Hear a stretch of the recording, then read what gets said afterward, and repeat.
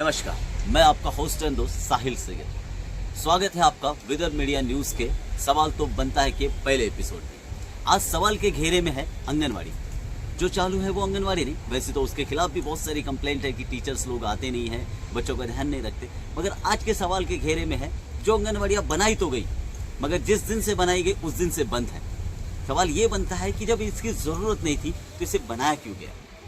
अगर बनाने के बाद भी ज़रूरत नहीं थी तो इसका इस्तेमाल वाचनालय में या बच्चों के खेलने के लिए या किसी भी और चीज़ में क्यों नहीं किया गया? इसके लिए हम लोग कलेक्टर सर से, हमारे विधायक किशोर जोरगेवार जी से जल्दी संपर्क करेंगे और हम लोग कोशिश करेंगे कि इन बंद आंगनवाड़ियों का इस्तेमाल वाचनालय में किया जाए। मगर सवाल ये उठता है कि ये बंद आंगनवाड़ियाँ जो बनाई गई, इसके लिए जिम्मेदार नेता अधिकारी है या हम और आप हैं? और मेरे हिसाब से इसके लिए जिम्मेदार हम और आप हैं। कहते हैं ना, दुनिया में सबसे ज़्यादा अगर कोई किसी से प्यार करता तो वो हमारी माँ है। मगर माँ भी बच्चे को तब तक दूध नहीं देती जब तक बच्चा रोता नहीं। उसी तरीके से जब तक हम सवाल नहीं करेंगे तब तक हमें भी जवाब नहीं मिलेगा।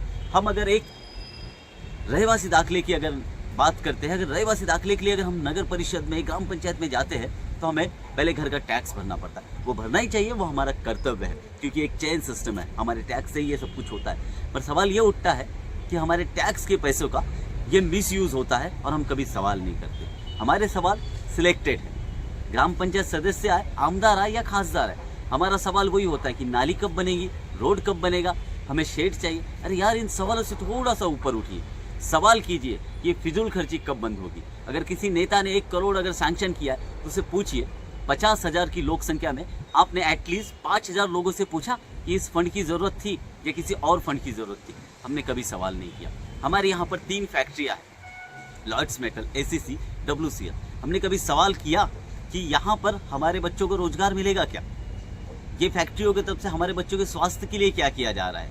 हमने कभी सवाल नहीं किया। सवाल करेंगे तो जवाब मिलेगा। आप हमारे साथ बने रहिए।